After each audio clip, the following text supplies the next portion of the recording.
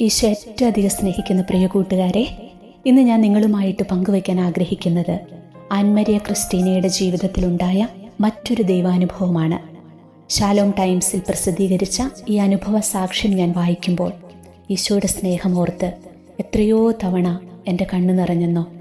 ഇത് കേട്ടു തീരുമ്പോൾ എനിക്കുറപ്പുണ്ട് ആ ദൈവസ്നേഹം നിങ്ങൾക്കും അനുഭവിക്കാൻ പറ്റും.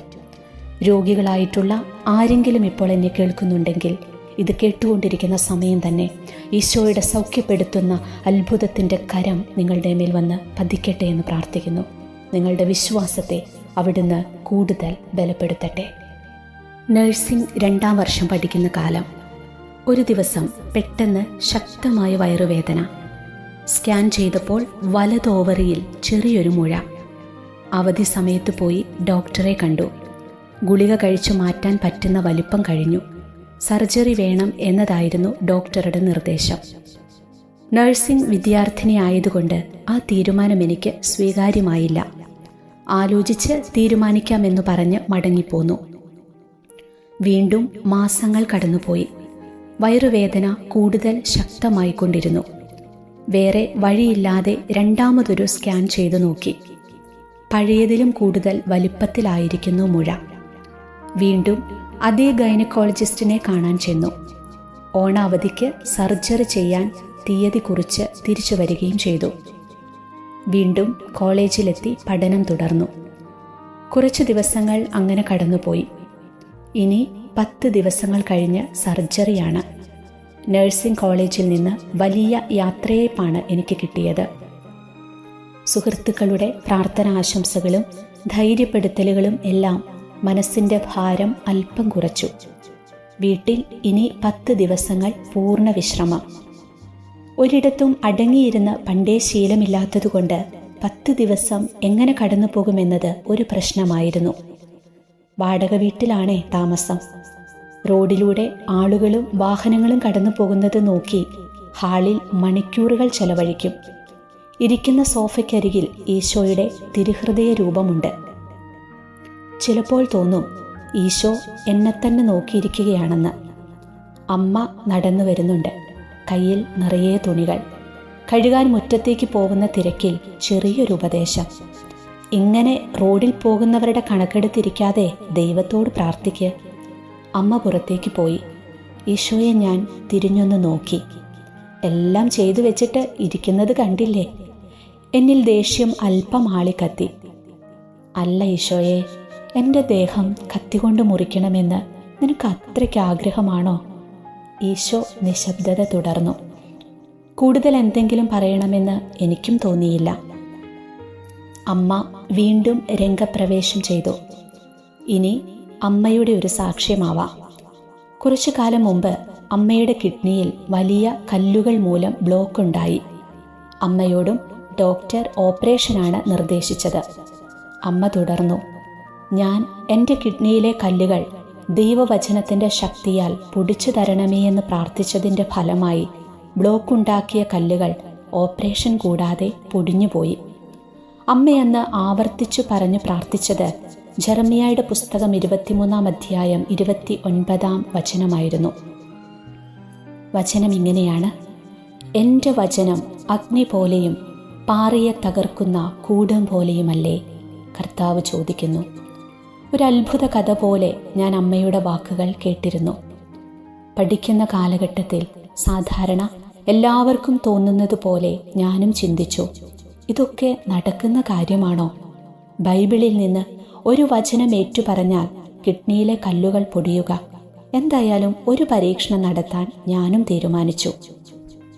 കൂട്ടിന് കയ്യിൽ കരുതുന്ന ജപമാല ഞാൻ കയ്യിലെടുത്തു. ജപമാല മണികളിൽ അതേ ദൈവവചനം ആവർത്തിച്ച് ഉരുവിട്ടുകൊണ്ടിരുന്നു. ഈശോയോടൊരു വാക്ക്: ഈശോയെ, ഈ മുഴ മുഴുവനായി മാറ്റിത്തരാൻ ഞാൻ പറയുന്നില്ല. സൈസ് കുറച്ച് തന്ന് മരുന്ന് കഴിച്ചാൽ മാറുന്ന അവസ്ഥയിലാക്കി തന്നാൽ മതി. ആവശ്യം എൻ്റെ ആയതുകൊണ്ട് ഈശോയെ സോപ്പിടാതെ എന്തു ചെയ്യും? 7 ദിവസങ്ങൾ അങ്ങനെ കടന്നുപോയി. എത്ര തവണ ദൈവവചനം ഉരുവിട്ടു എന്ന് എനിക്കറിയില്ല. എല്ലായ്പ്പോഴും കയ്യിൽ ജപമാലയുണ്ടായിരുന്നു. ദൈവവചനം ആവർത്തിച്ച് ഉരുവിട്ടുകൊണ്ട് ഇപ്പോൾ വയറിന് വേദന അനുഭവപ്പെടുന്നില്ല എന്നൊരു തോന്നൽ. മനസ്സിലൊരാഗ്രഹം, ഒന്നുകൂടെ സ്കാൻ ചെയ്ത് നോക്കിയാലോ? ആഗ്രഹവുമായി അമ്മയെ സമീപിച്ചു. അമ്മയുടെ മറുപടി ഇങ്ങനെ: 3 ദിവസം കഴിഞ്ഞാൽ അഡ്മിറ്റ് ആവേണ്ടതല്ലേ? അപ്പോൾ വീണ്ടും സ്കാൻ ചെയ്യേണ്ടതുണ്ട്. അത് മതി. വെറുതെ എന്തിനാണ് പൈസ ചെലവാക്കുന്നത്? അമ്മയുടെ മറുപടി ന്യായമാണ്. സാമ്പത്തിക സ്ഥിതി അത്ര നല്ലതല്ല. പക്ഷേ എത്ര ശ്രമിച്ചിട്ടും പോകാതിരിക്കാൻ എനിക്ക് കഴിയുന്നില്ല. ആരോ മനസ്സിൽ പ്രേരിപ്പിക്കുന്ന പോലെ. ഒടുവിൽ അമ്മയോട് കെഞ്ചി സമ്മതിപ്പിച്ചു. സ്കാനിംഗ് നടത്താൻ ആശുപത്രിയിൽ പോയി. സ്കാനിംഗ് റൂമിന് പുറത്ത് കാത്തിരിപ്പിൻ്റെ മണിക്കൂറുകൾ. എന്തെങ്കിലും അത്ഭുതം സംഭവിക്കുമെന്ന് ഒരു പ്രതീക്ഷയുമില്ല മനസ്സിൽ. എങ്കിലും ജപമാല മണികളിലൂടെ വിരലുകൾ നീങ്ങിക്കൊണ്ടിരുന്നു, ദൈവവചനത്തിൻ്റെ രൂപത്തിൽ. ഇനി സ്കാനിംഗ് റൂമിലേക്ക്. സാധാരണ സ്കാൻ ചെയ്യുമ്പോൾ മുഴിയുടെ വലിപ്പം അറിയാൻ ഡോക്ടർ ആ ഭാഗത്ത് കൂടുതൽ അമർത്തി നോക്കും. അസഹനീയമായ വേദന അനുഭവപ്പെടും അപ്പോൾ. അത് ഓർത്തതുകൊണ്ട് സ്കാനിംഗ് റൂമിലുള്ളവർക്ക് ആദ്യമേ നിർദ്ദേശം കൊടുത്തു, കൂടുതൽ വേദനയുണ്ടാക്കരുത്. അവർ നിഷ്കളങ്കമായി എന്നെ നോക്കി ചിരിച്ചു. ആദ്യം ഒരാൾ സ്കാൻ ചെയ്തു. രണ്ടാമത് ഒരാൾ വന്നു. മൂന്നാമതും ഒരാൾ വന്നു. എനിക്ക് അല്പം ദേഷ്യം വന്നു തുടങ്ങി. ഇവർക്ക് സ്കാൻ ചെയ്യാൻ അറിയാൻ പാടില്ലേ എന്നൊരു സംശയം മനസ്സിൽ ഉയർന്നു വന്നു.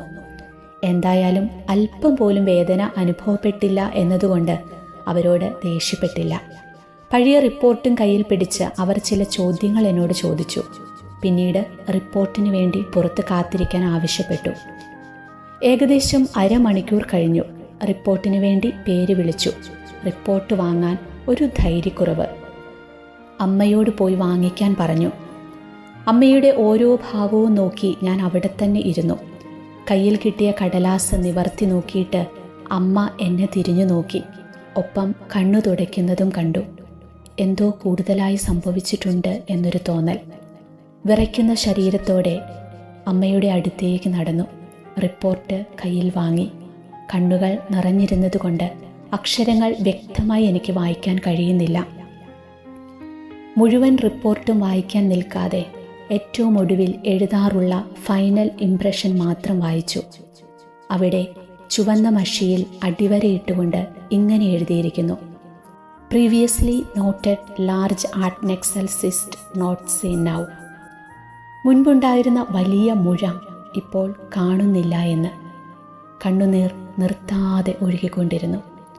എവിടെയെങ്കിലും ഒരു ദിവ്യകാരുണ്യ ആരാധനാ ചാപ്പലിൽ എന്നെ കൊണ്ടുപോകാൻ ഞാൻ അമ്മയോട് പറഞ്ഞു. കാരണം ഈശോയെ ഒന്ന് കെട്ടിപ്പിടിച്ചു കരയാൻ എൻ്റെ ഹൃദയം വെമ്പൽ കൊണ്ടു. ഓട്ടോറിക്ഷയിൽ കയറി നേരെ ഈശോയുടെ അടുത്തേക്ക്.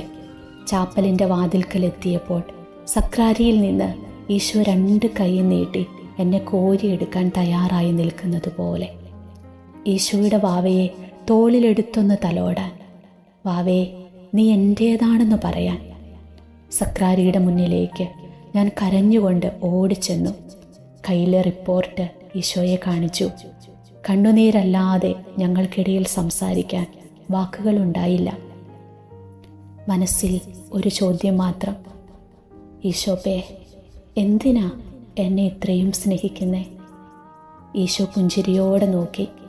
ഈശോയുടെ നെഞ്ചിലെ ചൂടിലേക്ക് എൻ്റെ മുഖം ചേർത്ത് പിടിച്ചു പറയും പോലെ, ദൈവം സ്നേഹമാണ്. ഇതെഴുതുമ്പോഴും ഇത് വായിക്കുമ്പോഴും കണ്ണുനീർ നിലയ്ക്കാതെ ഒഴുകുകയാണ്. ദൈവവചനം ഓർത്തു പോകുന്നു. കർത്താവേ, മരുന്നോ ലേപന ഔഷധമോ അല്ല, എല്ലാവരെയും സുഖപ്പെടുത്തുന്ന അങ്ങയുടെ വചനമാണ് അവരെ സുഖപ്പെടുത്തിയത്. ജ്ഞാനത്തിൻ്റെ പുസ്തകം 16-ാം അധ്യായം 12-ാം തിരുവചനം. ഈശോ അനുഗ്രഹിക്കട്ടെ.